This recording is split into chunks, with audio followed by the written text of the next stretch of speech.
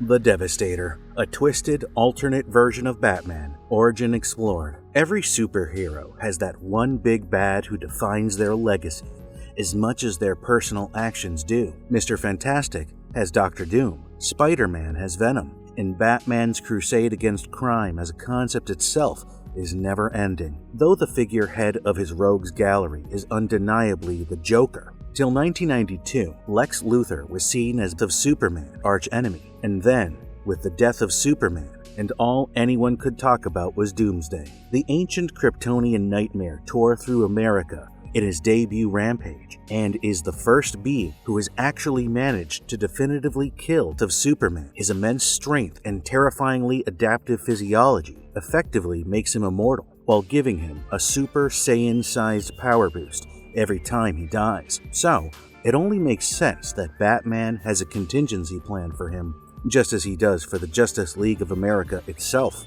But what if Doomsday was a part of his contingencies, not a subject? What if, in a world where he used to be the herald of the Armageddon, he becomes their last symbol of true hope? And what if that hope destroys itself in a maddened bid for self-preservation, and the world along with it? We'll answer all those questions and more in this video, as we explore the origins of one of the most twisted versions of Batman from the Dark Multiverse, the Devastator. Before we go into our explanation, we have a very small request. If you like our content, please support us by subscribing to our channel. This is a small click for you, but for us, it means a lot. Thank you. Let's begin. The Shadow of Creation. Welcome to the Dark Multiverse. What created the multiverse? Was it the Big Bang that Earth scientists keep referring to? Was it the hand of God that was witnessed by Corona at the beginning of time? Or was it something else? Something entirely different? Something so inherently unstable that the word dark is in its denomination? When the cosmic perpetuity, aptly called Perpetua, created DC's multiverse, she divided it in three aspects. The first two were rather openly depicted for decades in DC Comics. The positive matter universe and the antimatter universe have been the sites of some of the greatest crisis events in the company's history. But there exists a third realm, a realm of pure chaos and creation, of despair and ecstasy, of promise and purging. This realm is called the Dark Multiverse, and it is where the cradle of creation resides. Unlike the positive and antimatter universes, the Dark Multiverse is fluid in its composition, being made out of the very essence of sentient life itself. It is here that the World Forger labors at his forge, creating stable worlds out of the hope and fears of the multiverse, and helping them ascend. Any worlds that come out impure were devoured by the cosmic dragon known as Barbatos for eons. This model of creation and destruction kept the cosmic sails perfectly balanced, and then one fateful day, it didn't.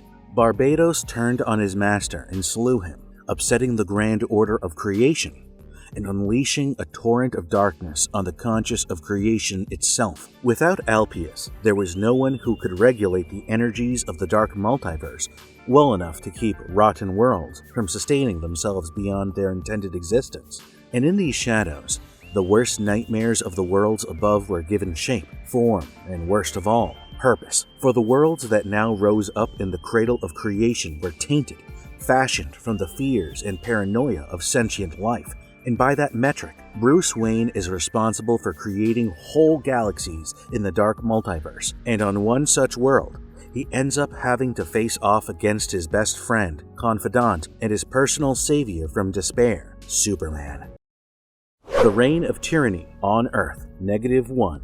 Kal-El goes rogue. On Earth 1, Kal-El died at the hands of Doomsday and came back to life a conflicted man. He used to think he was the symbol of hope for all mankind. He used to think he could inspire love and kindness in all people. And then he died at the hands of an abomination created in his own world. When Superman is resurrected, he initially forgets who he is and goes on a rampage against the League itself. It's only when Lois Lane interjects and reminds Clark of his humanity that he reclaims his mantle as the Man of Steel and takes to the skies to protect Earth again, flashing his S symbol like the beacon of hope he was. On Earth 1, Clark Kent retained all the facets that made him human, But on Earth -1, things went in the direction of Zack Snyder's nightmare scenario. Only this time, it wasn't Batman who let Lois Lane die. Superman did the deed himself. You see, at some point after being resurrected after fighting Doomsday, Clark Kent, the kind, loving human being,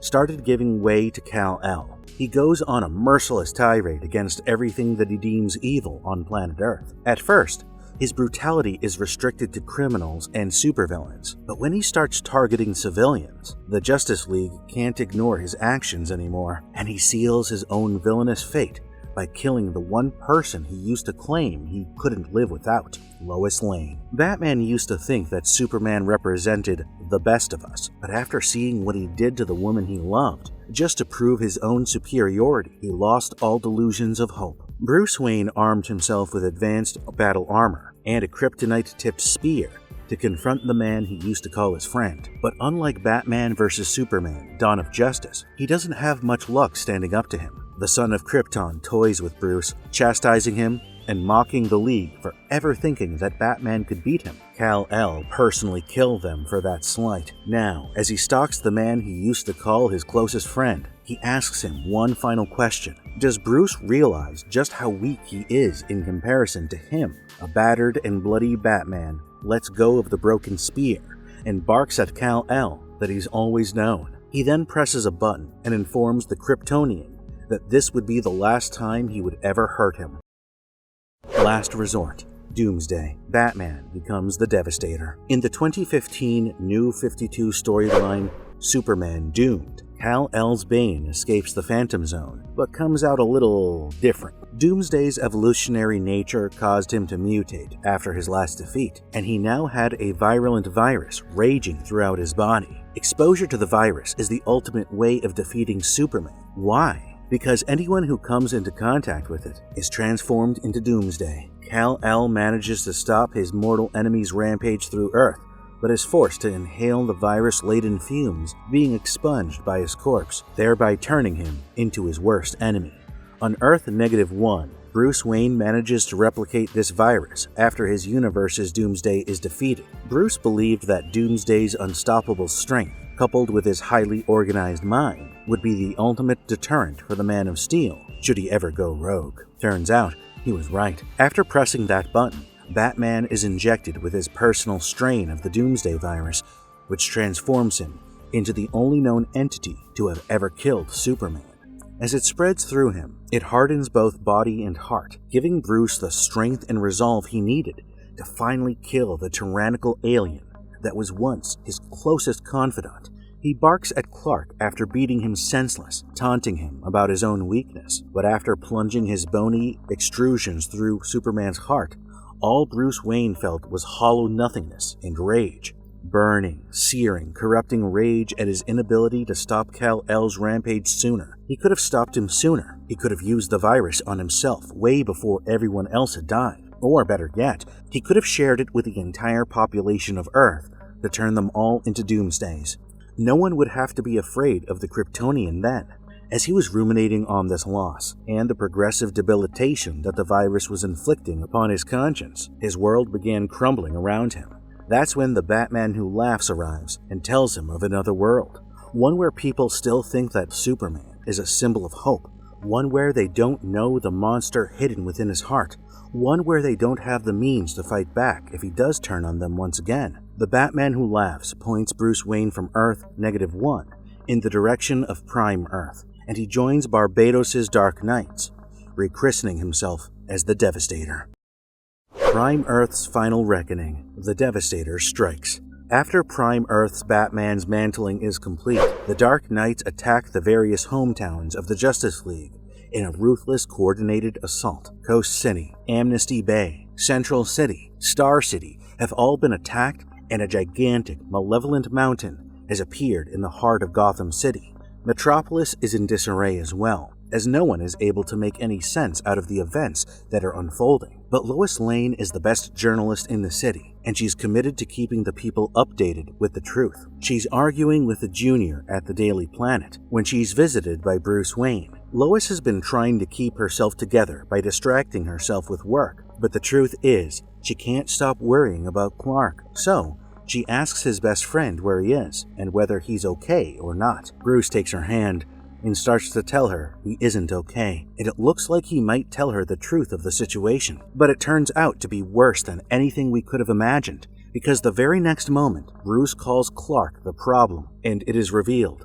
that this isn't Prime Earth Batman, it's the Devastator in disguise, who infects Lois Lane with the Doomsday virus, thereby condemning Metropolis to a horrifying fate. The other members of the Superman family try to put up a fight, but they're no match for him.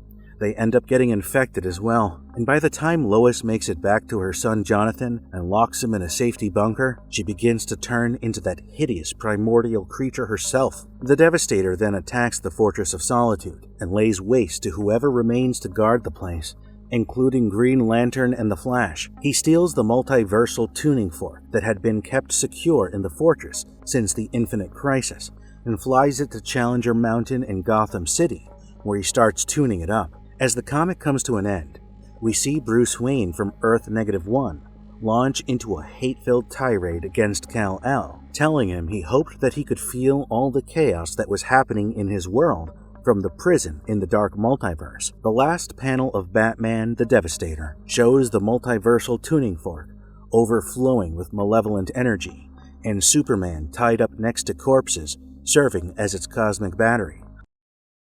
What makes Devastator a deadly weapon? Anyone who can punch Lobo into the sun is the definition of a deadly weapon.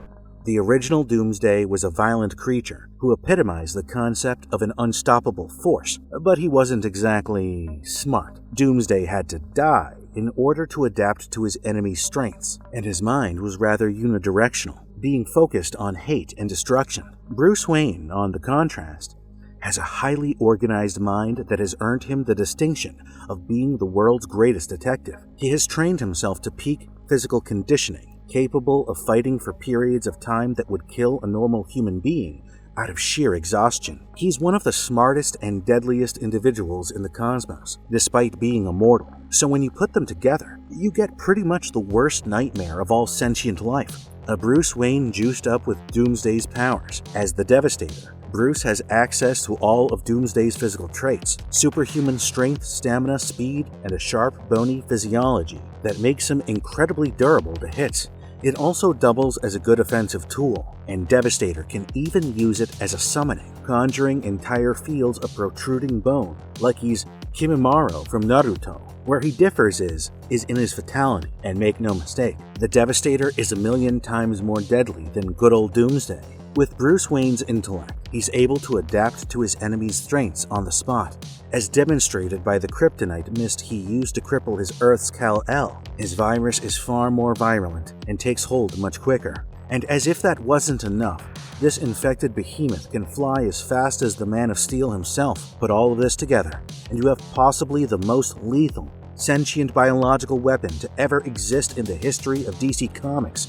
And have we mentioned that he can easily conceal his true form? The Devastator might be more brutish than the other Dark Knights, and his sanity might be crumbling under the effects of the virus, but that just serves to amplify his lethal force and makes him that much more dangerous. He's the perfect tool for conquest and subjugation, and Barbados recruited him for those very reasons. Why the Devastator deserves more recognition?